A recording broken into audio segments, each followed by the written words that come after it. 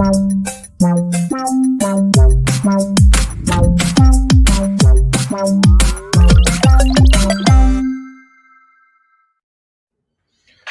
is going on, Yo, dudes and dudettes, my high ticket friends? And I used to use the word degenerate, but somebody told me that was kind of rude, so I try not to use it anymore. But for anybody who knows me, I'm going to call you degenerate because I consider myself one, being in this space.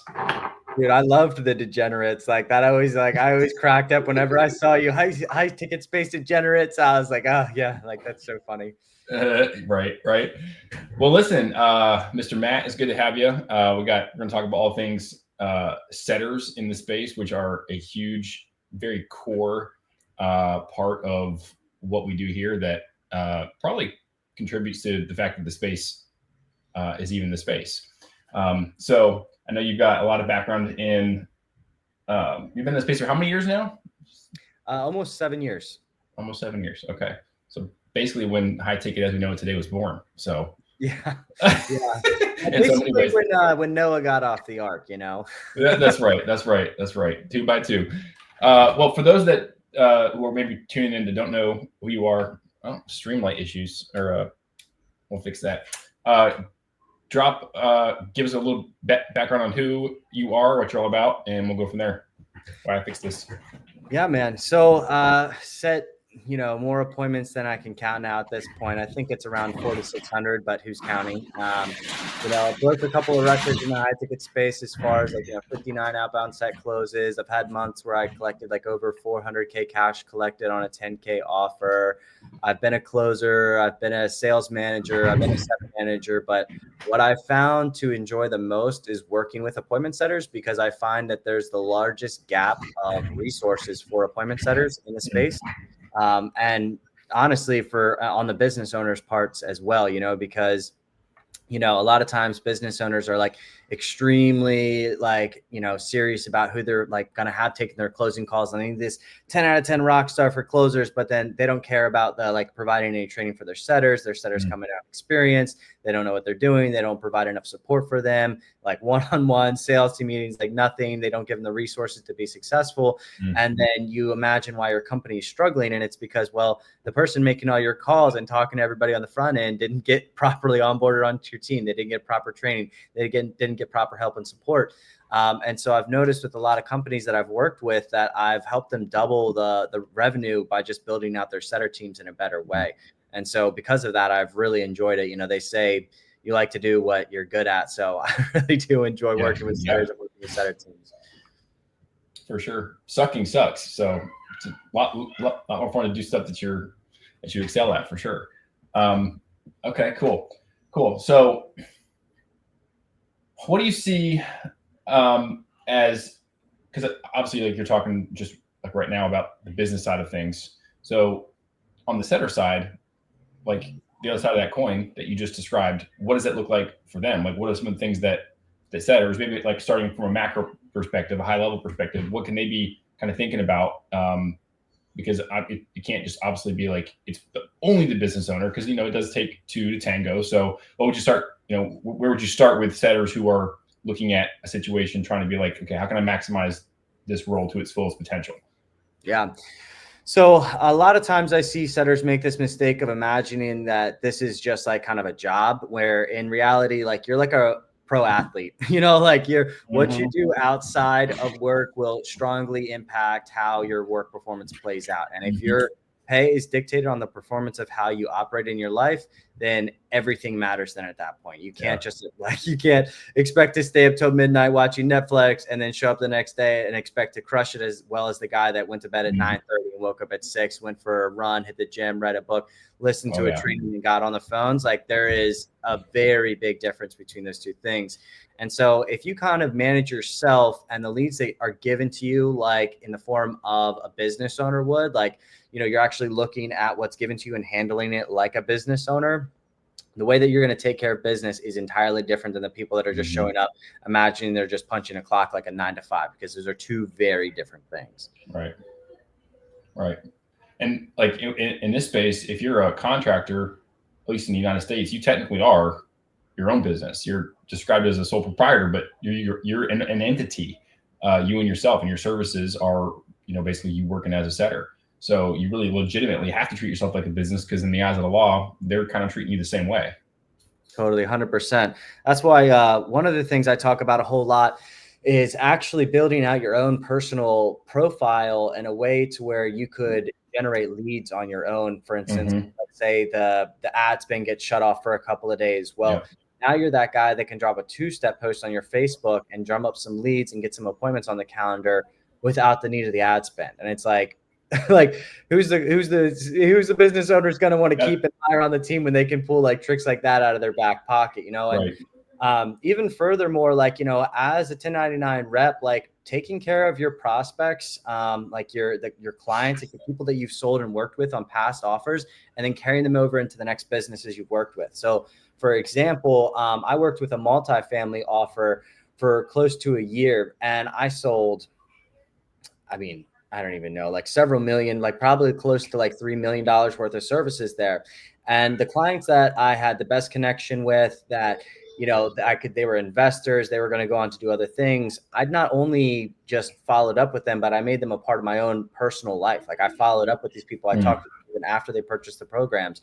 And when I left that multifamily offer, I went on to an offer where you help people build passive income through building an ATM business. And what did I do in my first week was I called up all those guys, and I got it was like $150K cash collected in my first week as a closer on that team, simply because I had brought my follow-up from the last company into the next company that I was working. That's insane. And so it was essentially like I was setting appointments on the multifamily offer. I built this great pipeline of people. Then I went onto another team as a closer, and in my first week collected it was 55K for 10 ATMs, or it's staggered down to where you could buy just one for 10K, and so I sold a bunch of people both those offers. And what I did was I continued to build that pipeline. Over time, I left there and I went on to an Airbnb arbitrage offer where we help people start Airbnb businesses. And guess what I did again? I called all the people. It's me again. Yeah, from multifamily and passive income through ATMs. I called all of my clients again, right? So I have built a book of business over the years of people that are investors that are serious about getting to the next level with things that they're doing. And from there, I actually went from a sales manager position because we blew up the fulfillment. We sold way too much of those ATM services, and the fulfillment team was like, guys, we got to pause sales for 2 months because we got to fulfill on these orders. Yeah. And so I was like, well, I'm not going to sit around and do nothing. And at that time, I was the sales manager for that offer, and Cole Gordon was hiring appointment setters. And I was like, hey, this would be fun. Like, go set some appointments again. Like, this would be great. I was like, jump back in the saddle. Like, I've always liked setting more than closing. I was like, let's go do that. So I jumped onto Cole Gordon's team, and in my first month there, I had 24 outbound set closes, and 11 of those people were people that I had sold the ATM offer, the multifamily offer, and the Airbnb offer, because they were like, hey, I'm looking to escape my 9 to 5 and still also do all these other things on the side. Right. I need to control my schedule, and doing remote closing, either setting or closing, was like perfectly aligned with a lot of their trajectories. So, when you start in this space, remember, like the people that you're selling to, you can build a book of business and work with these clients, build a relationship to sell them multiple different services. And that has served me very well, like using that technique from team to team to team. But it was only because I was very diligent with the follow-up. You have to be very, very serious about that follow-up. And if you actually care about your clients, what will happen is that when you get on the phones with them, the talk tracks you use are going to be like future pacing. Like, you're going to be using things and language like, as far as like, hey man, like next year when we meet up, like after you've gotten your first multifamily property, like what are we going to talk about then? Like, you're having conversations forward with them, you're future pacing, foreshadowing future conversations. And I did that from my very first offer. And I built that book of business, and I've used that book of business for the last 7 years. And it has one of the best tools in my pocket. And I get to get into interviews now where I get to say that, where, oh yeah, like I've already got a stack of investors here that are bought from this, and this. And that's why if you bring me onto your team as a closer, I already got a bunch of people that will buy this. Yeah. Talk about coming out of the gate swinging and taking ownership. Like, you look up taking ownership in the dictionary, and it's like what you just described is right there at the top of the line. Now, do you, along those lines, do you think that a lot of sales reps just treat their prospects, and it maybe not because they're trying to be malicious, but just because the way that the system is designed, pretty transactionally, where it's like, okay, you know, I sold you, now it's off to the, you know, CSMs and account managers to handle it from here. And, you know, they don't really even maybe think about paying attention to that long-term relationship that they've already started. And you know, they don't really pay attention to nurturing it longer term. Totally.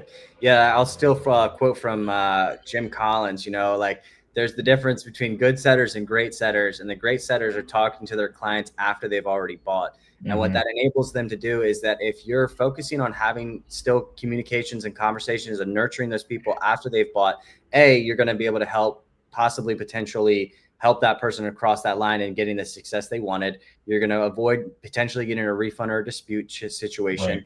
Right. And then also, when you talk to new people that you're going to sell, they can hear that in your voice. They can understand that, like, oh, like in the type of talk tracks you're going to use with people and the stories that you're going to tell about the clients that you're currently working with is a night and day difference. So I've noticed that the setters that are great almost always are still conversating with the people that they've sold into their program months and months and months later down the road. They track their progress, they track their win shares, they track their testimonials that they drop onto the team, you know, and so they've been with that prospect through the whole way, prospect to client, and then held that client's hand throughout the whole entire process. And then what happens is you get onto the phone with another new person and they can just tell from the way that you're treating them and the way that you actually care about them. It's a night and day difference rather than the people that are kind of like churn and burn the leads, like, oh, this guy didn't answer, like, oh, I couldn't get a set out of this, kind of like throw it away.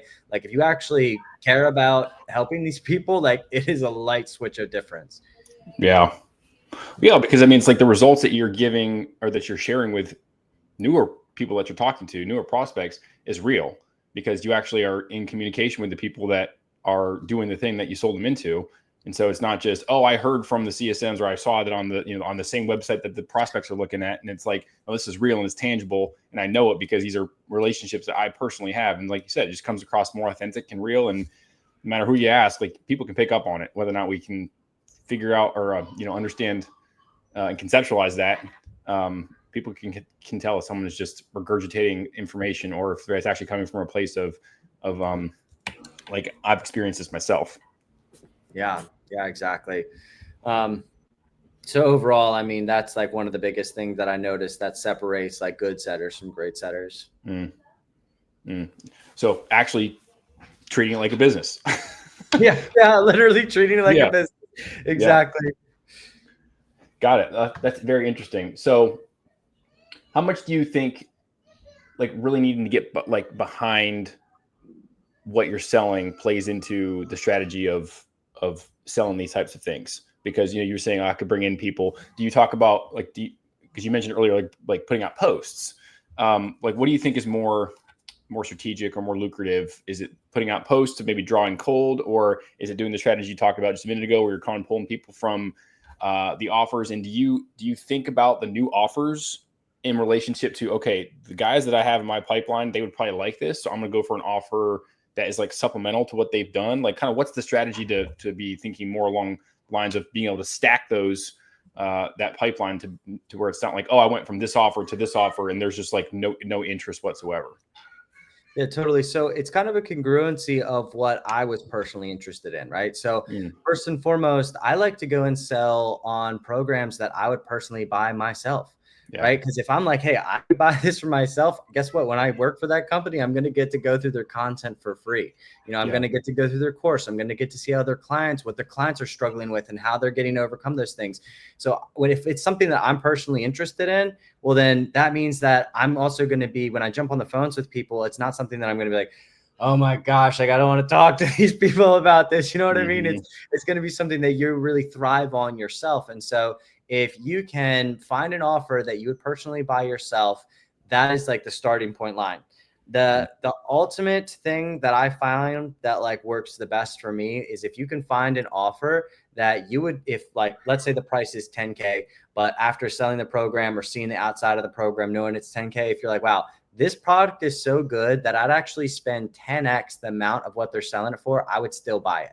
If you can find that offer, that is by far, hands down, the one that you should be selling for, because you're not going to have questions in your head like, oh, should I drop this 2-step post about this company? I feel a little bit weird. Or should I call these last people up that I worked with on this last offer? Are they really going to want it? Like, a lot of that stuff goes right out the window because your conviction is so freaking high. And people hear that in your voice when you're selling something that you believe in that strongly. So essentially, if you're following a line of things that you're personally interested in, like I was at one time interested in building passive income. So I was like, oh, hey, like, let me find some offers that help people do that. And then I was also interested at one time around real estate investments and multifamily real estate and house hacking and all that kind of stuff. So I got into one of those. And naturally what will happen is you will find those same people that are interested in those same things that you're selling that you're also interested in, just kind of like fall into the next bucket as well. Now, obviously not all of them fall into the next bucket as well. Like, as far as, the passive income through ATMs, not all those people fell into those same 2 buckets there, right? Some of them fell into the bucket where they were doing such big things in the space that it didn't make sense for them to kind of like divert and like move into something different like that. I don't know if I lost you there, Zach, or if the babies need something. I guess the babies needed something. Yes. So I forgot to lock my door. No worries. How old are your kids? Almost 4 and almost 2. Oh, nice. Young age of being able to open doors. Yeah, right on. That's awesome. Yeah. And wholeheartedly agree. The last thing I sold for somebody else before I started doing my own thing was something that I purchased first. And I was like, dude, I want to sell this because this is great. And it's so much easier to sell something that you're actually, first of all, using yourself, but also believe in. And like, I didn't have to try that hard with people. I did do a lot of follow-up, but it was just like educational in a sense of just letting them know like, hey, this is what I'm doing. This is what where the market's at right now. And it's just like very, very simple. I didn't have to strong arm people. Didn't even have to ask for the sale. They're like, oh, this is cool. I'm in, let's do it. So it just makes it so much simpler, in my opinion, when you can get behind something that, like you said, you would buy yourself. Now, do you think, like setters specifically, that should, like, where in the priority list is that? Because it seems like a lot starts from that. Like, because what if somebody can't find something, or they don't qualify for it, or maybe they're newer and they don't really have a lot of options. Like, what's the way to kind of approach that if maybe you don't have just, you're not you don't have your pick of the litter and 8 years of experience. Or 7, excuse me.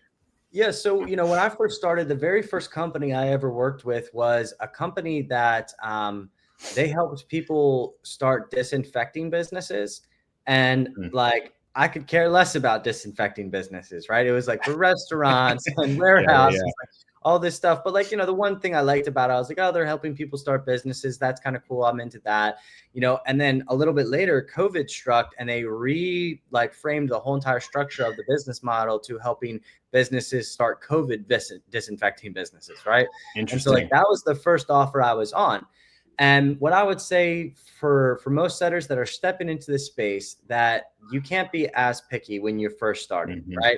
I suggest to take obviously as many interviews as possible to find that one that you're actually like, hey, this is something I could stick with and like get behind. Like, it may not be the best thing since sliced bread for you specifically, but it may be the best thing since sliced bread for somebody else. And that it actually is impacting and helping other people's lives. So if you know that you're actively helping other people and it's not something that's 10 out of 10 for you, I would recommend to still take that job and pursue it every single day. Do really great for that company, because what's going to happen is you're going to build experience, you're going to build knowledge, and you're going to understand a little bit more about what you like and what you don't like in the high ticket space that can then lead you into your dream role. And also, you don't want to like hold out on like, oh, I'm not going to take any interviews until I get an interview with my dream role, and then show up for it and it's your first interview and you absolutely waff it. Or let's say you actually land the job and then you get onto the team and you get let go in a week because you're like showing up to the sales team eating, riding a horse, eating a hot dog or something. Like, you don't know. I'd like to see that, actually. That sounds interesting. I had a sales call once where somebody showed up riding a horse, eating a hot dog, and I was like, what planet are we on right now? So wow. Okay. Like, that was uber specific. So it's like, wow, that makes sense now that you actually saw it. So Jeez. Okay.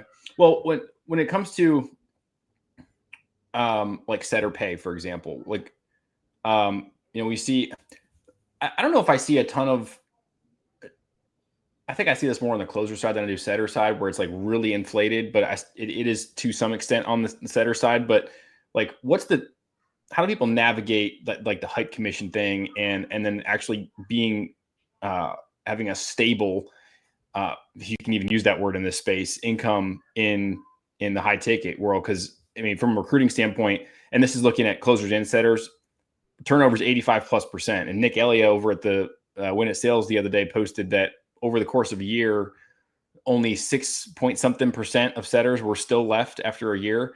So obviously, like there's you got the business themselves that has their own issues or contributions to that problem. But when it comes to the income, how much you think of that is related to people churning, not being able to have that what do you call it? Sustainable income. So a couple of things I look at, right? Like from the top, like as far as businesses go, if you're starting to look at it from that view, the business aspect of it is if the business itself is stable. And what I mean by that, to be really specific here, is they're not building with duct tape and bubble wrap. So for instance, let's talk about a company that has one marketing funnel and they're a one trick pony. They run ads on just Facebook, and it's you watch the ad, you watch the VSL, you book a call, and that breaks. That means there's no leads. There's no sustainability there. There's no consistency that's going to be in that company. But let's take another company and let's say they run ads on Facebook, YouTube, and Google. And let's say with each one of those platforms, they're running maybe two different kind of marketing funnels. Let's say it's one marketing funnel where it's straight to book a call with a closer, and then another one where it's a low ticket product to an upgrade sell later on down the road, right? Now they have ad spend diversified. So if they have diversified ad spend, marketing funnels and leads coming in from different sources, that can create a ton of consistency versus if you're like a one trick pony and like the Meta ads, like Zuckerberg decides to shut you down for a day for like, or like, I've seen crazy things like people spending their whole budget in the first hour of the day and like, just like wild things, and so, wow. Yeah. So essentially like, it all starts there. Right. But you can kind of gauge those things when you're taking interviews. And so let's say you're in an interview situation. One of my favorite questions to ask is, what did your, they'll tell you, oh, our OTE is 8 to 15K a month. Everybody on the team is making that. And it says it on the post, right? Then you go to the interview and you ask them, you go to the interview and you ask them, so what did your top tier and bottom tier setter make last month? Okay, got it. And what did those two people make the month before that? And what did those two people make the month before that? And you just go back 3 months, you're going to get an idea of the consistency in the company based off what their incomes is. And then just so you know, like what I find is the dishonest business owners that are not actually like, they're just trying to hype people up so they can get them on the phones to dial all their leads so they can have the best return on ad spend, and they're just using those setters. I highly do not agree with that. That's why I'm such an extreme advocate for appointment setters, because that is crappy. I hate when business owners do that. They overpromise and then underdeliver. Oh, now, the setter also has to show up and perform too. So like, let's not get that twisted. The setter has to show up and perform, but the business owners overpromising and underdelivering is like, they've been doing that since Noah got off the ark, right? So essentially, if you're in an interview and you ask that question of, what did those two people make? What did those two people make? What did those two people make? And the interviewer doesn't want to give you that information. And they're like, oh, we're actually not going to give you that. Then more than likely it's not that great. Alert. Yeah. Because if it was great, they would want to tell you about it. If it wasn't great, they wouldn't want to tell you about it. Like if you owned a Lamborghini, you'd be posting about that everywhere. Versus like if you had, or if you rented it. Yeah, true. Or if you rented it, or if you had like some car that you were like super embarrassed to drive, you probably wouldn't be like letting everybody on the planet know about it, right? So it's kind of like that too. So like when you get in the interview, if the interviewer feels very comfortable with telling you those numbers, or they're eager to tell you those numbers, that's a really great sign, So that's kind of like how I would say from the top of looking at the business from the outside, looking at what kind of funnels they're running and how many platforms they're running ads on, you can kind of see the consistency of the leads from there. And then you can also see the consistency of the income of the current setters by asking those questions. And the follow-up question that I love to ask, if let's say the top performer setter only made 6K last month and the bottom performer last month made 3K, and you say, well, how come on that post you mentioned 8 to 15K? Like, what makes you think that a setter on your team could actually hit those numbers? And hear their answer there, right? And that's totally like a closer question, and they're going to want to hire you if you ask a question you're like, if you're at like asking something that deep, they're going to wonder like, man, like like whoever this person is, like they have enough ingenuity to know to ask something that deep. So what they say based on that answer has really that's like the tipping point of either it's going to be, they're going to give you some information as far as like, oh yeah, I believe X, Y, and Z thing because all the setters we have on the team are actually working part-time right now. That's why they're getting that. Yeah. Oh, okay. Got it. And that's why they're looking for a full-time setter. Or let's say they're about to duplicate out all their funnels and double the lead spend from everything that they have going on. Okay. That's a little bit in the gray space. Like that maybe they'll be able to do that. Right. But that's essentially how I like to kind of like dissect that. Yeah. So it's always good to get basically the whole picture. And that's the thing with like, when you ask like one piece of data, well, you're going to get the information on one piece of data and you have to look at it in conjunction with the other pieces of data that tell that whole story to really get a full holistic picture of what's going on in the back end. And like you said, the guys that have no problem sharing that info are, to me, that's a huge green flag as well, which I don't really deal with that on my end. Cause I ask the same questions, like when I'm trying to get a company on board. And if anybody ever, which is really rare, ever says anything about it, I'm like, you do realize that I got to sell this to somebody and they're going to have these questions. And they're going to want to know because the top of my intake form literally even says like, hey, I know this form is long and I ask for a lot of questions or ask for you to answer a lot of questions. That's because the marketplace, like nobody trusts anybody around here.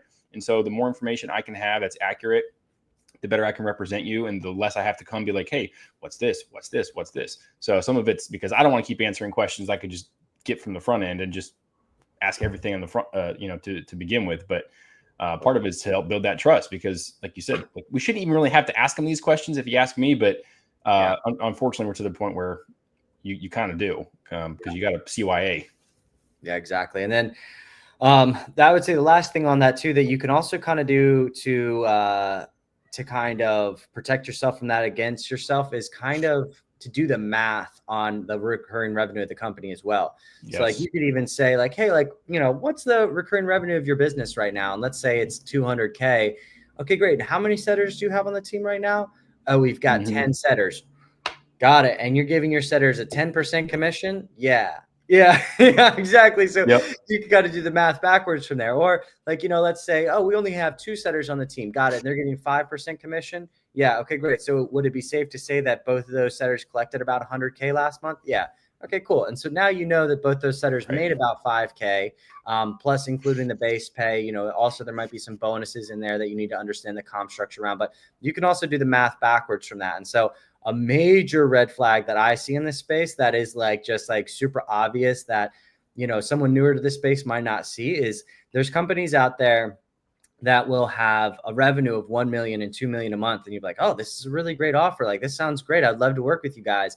And then you get hired and there's a team of like 60 appointment setters. Yep. And it's like, oh, like now I understand. So you have to make sure that, the revenue to the total amount of setters is like, where it should be at an even scale, because, essentially what will happen is the companies that are doing that 1 million to 2 million and they have like 60 setters, the base pay will be abysmal. It'll be like nothing to like $1,000 a month. Yeah. Right. And that's $1,000 a month if you pass the ramp in the first 30 days, and then it's like 8% commissions. And you're like, oh my gosh, 8% commissions as a setter. This seems like the best thing since sliced bread. And they're doing 2 million a month. Like, this sounds incredible. Like, I would love to work with this company. And then you join and you're like, oh my gosh, like everybody's collecting $5,000 a month and doing 100 plus dials a day. Like, I don't understand. Like, so that's something to be very worrisome of, but it's also really good grounds to start as well. Like you get onto a team and you get some experience using the CRM, going through Slack, getting a whole bunch of no's, like that then gives you a much stronger position because, in my opinion, it's not how I interview and how I hire. It's not how I dictate the hire, but I do know that there's a lot of businesses out there that specifically only want to bring someone on that has past experience. Yeah. So you can just say, oh yeah, I've worked with a team that's been doing 1 million plus a month. I've been an appointment setter doing 200 plus dials a day. Boom. That like sets you completely apart from other companies. So that's why I say at the start, you shouldn't be too picky with your first couple of roles that you're getting into. You got to cut your teeth on a couple of offers the same way I did, same way most everybody else in this space did. Now, there is some unicorn stories out there too. Like for instance, there was this guy, Michael, who it was he started last year in the high ticket space. He started with a company that helped people restore their hair. And it was November when he started. And in the month of December, he made like $7,000 in his first full month. And he was like, wow, this is great. And then in January, he made a little bit over 11K. And he was like, wow, this is great. And I had a conversation with him, and he thought it was like the norm. He thought just everybody made like, 11K in their first like month, 2 months. And like, that is not everybody's story. Like most people's stories, you have to get in there, you have to cut your teeth on some stuff first before you can really like get onto some better offers, some better teams, and really get the ball rolling. Right. Yeah. There's a reason we call it a unicorn, is because you never see it. Yeah. Very few times I've seen that. Yeah. Well, do you think there's, I mean, aside from, because obviously like it's not just him, and it's not just the company, it's that match quality between the two. Like there's a lot of different variables that just, the stars aligned, if you will, in a sense. But is there a way to quantify or extract anything out of, because I see the same thing, like that first 30, 60 days is oftentimes just the hardest part, because you got to build a pipeline. You're not making as much money. You got the ramp, you learn training on the offer, that type of thing. Like as a setter, knowing that typically in most cases, your comp plan is going to be capped at a lot less than what a closer cap might be. What are some ways they can get ramped up that much faster to help alleviate some of that early times where they're not making a whole lot of money, if any at all, on an offer they just started? Yeah. So, ramping up on an offer successfully and quicker than most, there's a stack of things within that, but I'd say like probably let's just cover the three most important ones there. Would be within your first month, you got to be expecting that like you're going to be working like 6 days a week. Like you are going to be pushing hard. Like you're not like, don't expect in your first month to show up and like, put in 30, 40 hours a week and kind of go light at it. Like in your first month, you have to show up hardcore. Like don't jump onto a new team and start vacation the next week. Like, you know what I mean? Like don't do that stuff. Like that is, that's the killer, right? So essentially, like one of the first things I'd say is go super, super hard in your first month. That will accelerate your success overall. Secondarily, something that I really like to do when you're brand new on a team, and you may not have the best gauge for the best people to set and who not to set yet, you're not getting familiar with it. One trick that I really liked that I used with literally every team that I always worked with was in the first month, I would take the link to the pre-meeting homework video. And every person I got on the phone with, I'd give them a call. We'd go through the set call. And at the end of it, I'd say, okay, cool. And here's how our process works is I'm going to shoot you over this 10-minute video. It's a video you watch before having a meeting with us. I'll text it right now. Do you have 10 minutes to watch it right now? Yeah, I do. Okay, great. So you watch that video. I'll call you back, and then I'll book you onto a meeting with a closer from there. Or, obviously you may not say closer. You may say business advisor, specialist, whatever, and so essentially, okay, cool. And I'll call you back in 10 minutes and we'll get you a meeting with one of the specialists. That trick right there can really guard you against setting the right people from the wrong people, especially in that first month. Because if they're not going to watch a 10-minute video, like what makes you think they're going to spend 10 grand with your company, right? And so if you spend a lot of time setting all these people on the calendar that are not the right correct fit for you, it's going to waste a lot of the company's time and energy, right? And so that's the second thing I would say that is like really important to a ramp up period. It can really get you a good gauge on that, because you do that for a week or two, and then you're going to start to understand the difference between the people that actually watch that and answer their phone and book onto the calendar versus the people that don't watch that video and then don't answer you again after that. Right. You kind of start to tell the difference between level of intent there very, very quickly. Last thing is I don't know if I can drop a link in here. I guess I can't. Well, I'll drop the link in the comments after this. So essentially, there's a scorecard that I recommend to give to your manager when you start, and it'll kind of like grade you, and it'll give the leaders a chance to kind of like grade you as well. So you can grade yourself and have the leader grade you to kind of like align yourself on where you are going in the process.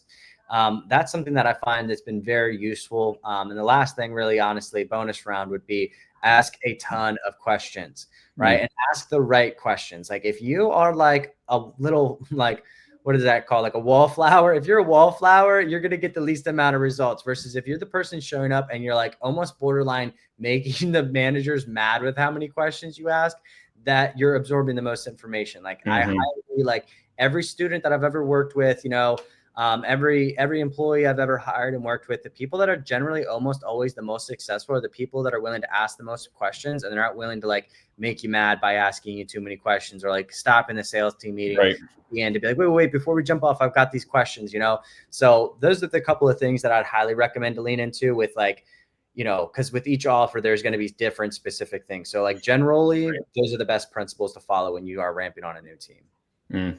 Love that. So a lot of it seems like it's very like activity heavy. Like you're really just diving in head first and leaving no stone unturned to really show, like, to get off on the right foot. Like, hey, I may not get like all the results perfectly, but at least the inputs are there, and then we can fix the outputs and make those more in alignment as I put more reps in and get more familiar with the offer. So I love that. Like, dude, it's like kind of like if you're making like 30 dials a day in your first week, every single day, it's going to take you so much longer to ramp up than if you're doing like 100 to 200 dials a day. Or like, let's say you're spending all this time all day long, like watching and reading all this different stuff, than actually doing the money generating activity of actually dialing people, getting them on the phone. It will really make a big difference. Like I saw this one guy once on a team where he didn't start dialing until like 3 p.m. in the afternoon. And he was like, oh, I was waiting for like the power hour. And I was like, oh, that's a really weird way to ramp on a new team. And the next day he wasn't on the team. Yeah. Go figure. I was like, don't do that. Like, don't start dialing till 4 p.m. in the afternoon. Like, you should get in there and you should definitely hustle and prove like why you should have been the one in the obvious choice to get hired in the first place. Right. Now, I even had this happen two different times yesterday with two closers that came to me and were like, dude, I just literally onboarded on an offer, and then I onboarded right back off because there was no onboarding. So like the whole set, like getting all the links and getting logged in and getting the assets and all that stuff to kind of learn and get ramped up, is like, you just wasn't there, or it was like really unorganized. And you're like, okay, if this is unorganized, like what's everything else going to look like? And so these guys just hop right back off. They're like, I'm not even going to deal with this. So how do you know like when to push through, especially as a setter? Maybe you found something that you really like. Maybe the offer does have good fulfillment. Maybe they are just disorganized. Like, what do you kind of look at to determine, okay, is this worth like actually staying here? Because a lot of times you don't want to be look back like 3 months later and be like, I saw this sign like the first week or the first day. Like, at what point are you like, we're getting off of this thing, or are you coaching your guys to get off of an offer rather than like, stick it out and, put the effort in, take ownership, if you will? Because that seems to be a kind of a big narrative in the space. And I saw two people post it earlier this day that they said most setters are crap. And I don't agree with that. I think a lot of it does come down to what kind of environment that they're in. I'm curious to hear like your thoughts as far as like where their ownership starts and kind of ends. Yeah. So it's kind of an interesting position when you get yourself into a company where they don't have everything lined out like that, because if you actually believe in the offer, you believe in the leadership team, and you see the people in the company are actually like all stars and they just don't have everything organized and set together yet, what you can do is on a team like that is you can make yourself the obvious choice to be that person, to be setting up the onboarding process and to be training the new people and to be the sales manager. So there's instances in which I've joined teams and they haven't had an onboarding process. It's been an absolute shamble. And like, I didn't stay for like longer than like 30 days and I offboarded myself. And I don't even think they noticed for like a month, you know what I mean? And so that's definitely been the case with some of them. But if you show up on an offer, you believe in the offer, you believe that the business owner has their heart in the right place, they're working from a place of integrity, and there's this obvious gap in the company of like, oh, like they're not doing this well. Well, if you just step in as the person and fix those things and do those things, you kind of line yourself up to being the obvious choice for leadership. So that's actually how I've landed some of my setter management roles, because I would go onto a team and they wouldn't have any onboarding checklist. They wouldn't have any scorecards for performance. They wouldn't have any trackers for like setting your own appointments. And so I would like message the business owner and I'd send him like a message with like, hey man, here's my set tracker. Here's my projection tracker. Here's an onboarding doc that I've been filling out. The things that aren't checked off on here, the things that I still need to be successful on your team. Like, and I would just like drop all that stuff on the business owner, and the business owner would be like, oh my gosh, like this guy's already doing all this stuff. Like, like as we scale, we're just going to make this guy the manager because he's already doing this stuff. So depending if you choose to stay on a team like that, I would say work very hard to make yourself the obvious choice to be the leader in that company. And it'll be easy because you'll be like, wow, they don't have an onboarding process. They don't have this. They don't have that. Well, if you believe in it, put the effort in, do those things, and make yourself the obvious choice. That's one way to kind of fast track to a leadership role within a company as they're growing. Now, if you see it on the other side of the coin, as far as, maybe you say you're newer to the space and you're finding it hard to identify whether or not a leadership team is actually worth hey, this is a good leadership team, high level of integrity, etc. The number one thing that I look at is the say-do ratio. If they're saying they're going to do something and then they don't, and they say they're going to do something and they don't, and they say it and they don't, that's bad leadership. You want to make sure that your say-do ratio is extremely, extremely high. And if they say they're going to do something and they follow through with it, that's a good sign of leadership. It's a good sign that they have things going on that that they're pushing for to actually make this thing work. And they might not all have the bandwidth right then to make everything at the snap of their fingers happen.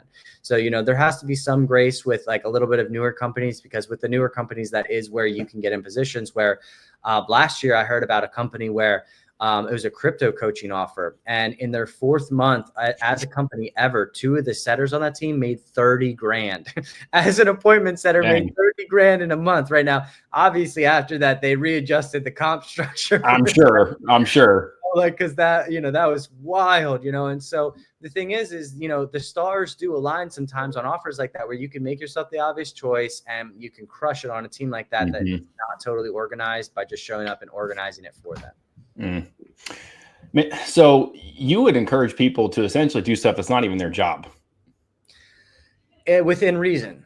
Sure. Right. Within reason, because it's if you show up and you make yourself the obvious choice and the company is on a pathway of trajectory of growth, and it's you can position yourself as the obvious choice to be that next leader, and you can make it well known that, hey, I want this leadership position. And then you're doing those activities.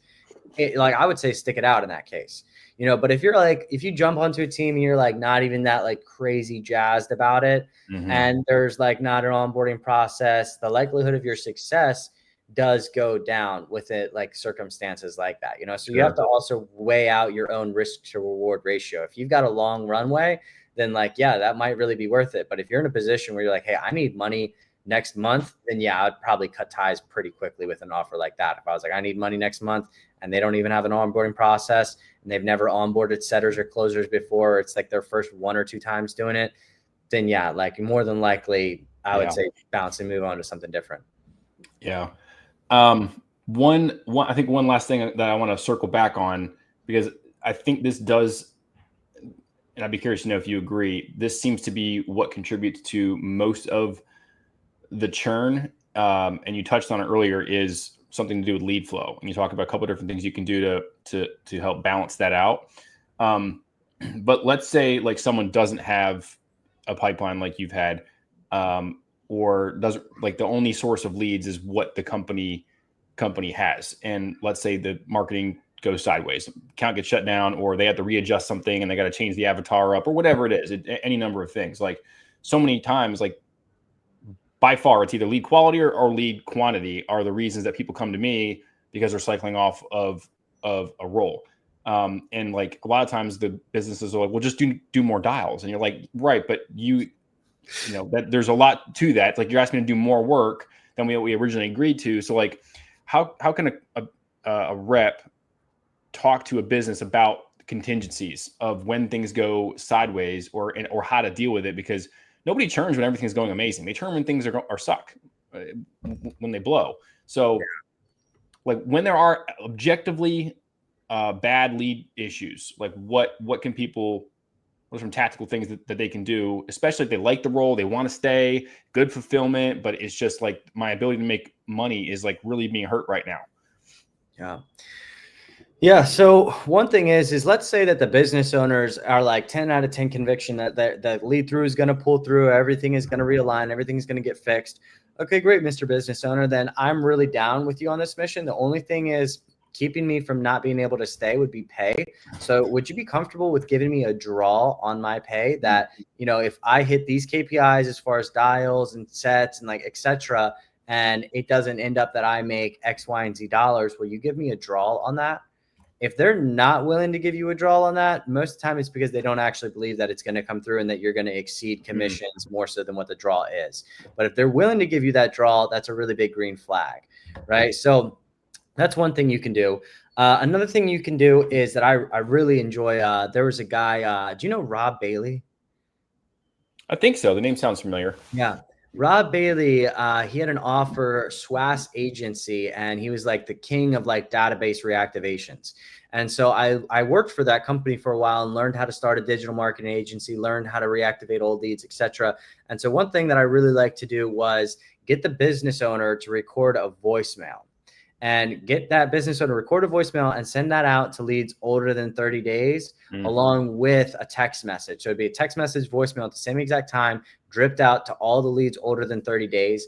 That was one method that I liked if, like lead flow was like jam packed and like, it wasn't really growing great.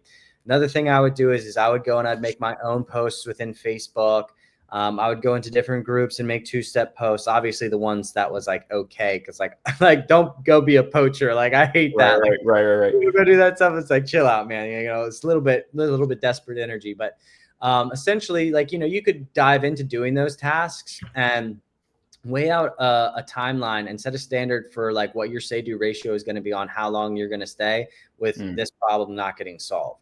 Because if you're operating yourself as a setter or a closer, you're operating yourself as a business, well, the leads given to you are a part of like your business, right? And so it's like, if you're not getting leads, as far as like, you're getting 1 or 2 leads a day, like that's very different than you're getting 30 to 50 leads a day and you can't convert those into sales, so there's a difference there too. So like, I want to speak gently there, because it can be partially that the business is not giving you enough leads or quality of leads to succeed.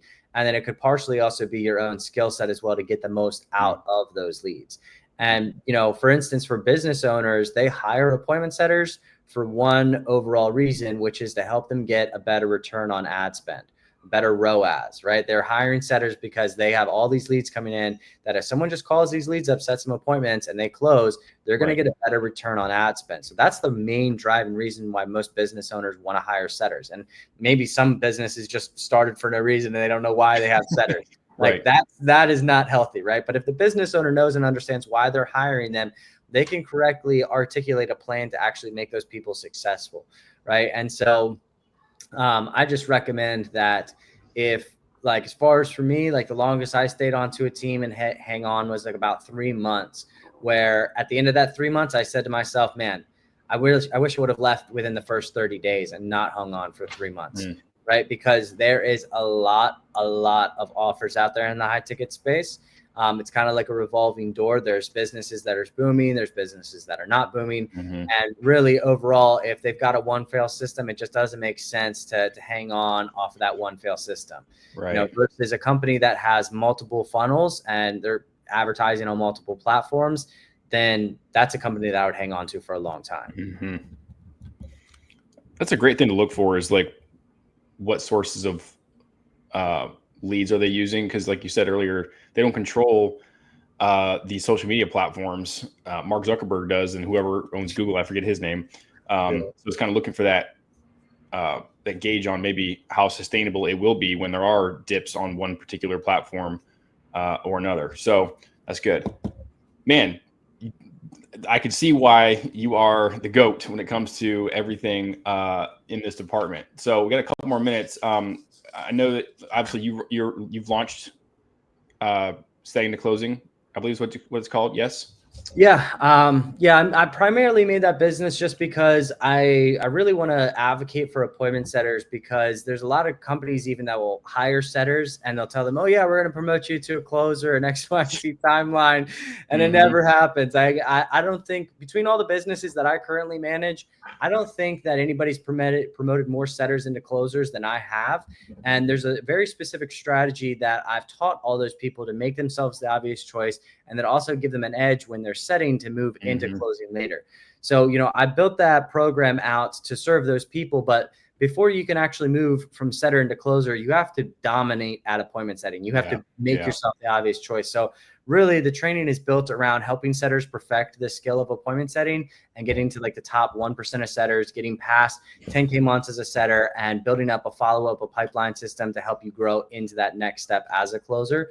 So primarily, if you're not making like 10K a month as a setter yet, like the training would really serve you. And if you're one day looking at like, oh, really long, like pathway, you know, I'm looking at maybe moving from setter into closer, setter to manager, setter to CSM, and you're looking for a way to help you start doing that today, that would also serve you really well. And then lastly, like if you're brand new to the industry, the amount of content that I go over in there as far as like gauging a good opportunity from a bad opportunity, the interview process, I got a long list of different ways you can self-source an offer. And then I also do have a personal recruitment pipeline that I give people access to as well, which you have access to as well. So like anybody that goes through my program, that gets my training, they all get access to yours, but obviously yours is free. You know, there's no kind of anything there. There's no pay barrier entry there.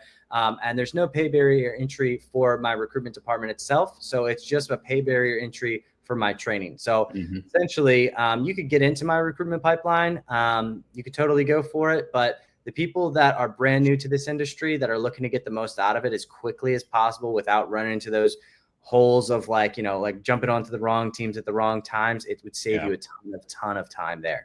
And if you're also struggling to get past those 10K months, it actually is a proven implemented pathway. You could get there with it. Yeah. And I wonder how many people would actually stay setters because they like it and can make the kind of money they want to make as a setter because they're able to maximize the role. And because I see the same thing. It's like, I prefer setting. And if I could make the kind of, you know, closer income as a setter, I'm like, I'm game for it. And from a recruiter perspective, it's only getting harder and harder to find setters because just that the pay gap is so big. So, and oftentimes it's just capped, but you know, like we talked about today, there's a ton of different variables that contribute. And some of those can be controlled by the setter themselves. So, yeah, guys, anybody if it's any of that description that Matt went over, check him out. I don't like to just promote anybody. So I've had a couple of conversations with Matt, really like where his head's at. And I've heard nothing but good things about him. So any last minute words of wisdom before we jet? I guess we work so that we can live. We don't live so that we can work, you know, like just keep that in mind, guys. A lot of times people get lost in the sauce as far as like, you know, building out your lifestyle around your job. And, you know, I fall into that pool all the time of just working so that I can live instead of living so that I can work, you know? And so, you know, it's important to make sure that you're enjoying the journey along the way. There's a lot of like old school sales trainers that, you know, like Zig Ziglar, Jim Rohn, like all those guys, you know, if you read their books and you listen to the things they say, they'll all tell you that there's a lot of people that, you know, they wind up in their 40s, 50s, 60s, and they say, man, like I just spent the last like 30 years of my life only worried about career, you know, and that's a really, really big part to this. It's why, you know, why we're doing it in the first place, but you want to make sure that you're remembering why we're doing this in the first place. 100%. Well put. All right. Where's the best place for people to get in touch with you? Facebook page? Yeah, man. I'm dropping 2-step posts all the time. You know, yes, you are. A bunch of stuff like that. And then I do have 2 different opportunities there. I drop job opportunities for the companies that I currently manage. And then I also drop 2-step posts related to jumping into my program. So I've got a 2-step post live right now. I could also drop in the comments like a link to watch to get some like more information on how to jump into the group from there. But yeah, man, this has been great hanging out with you. Likewise. Yeah. Thanks again, Matt. And thanks for everybody tuning in. We will see you guys on the flip side. Right on.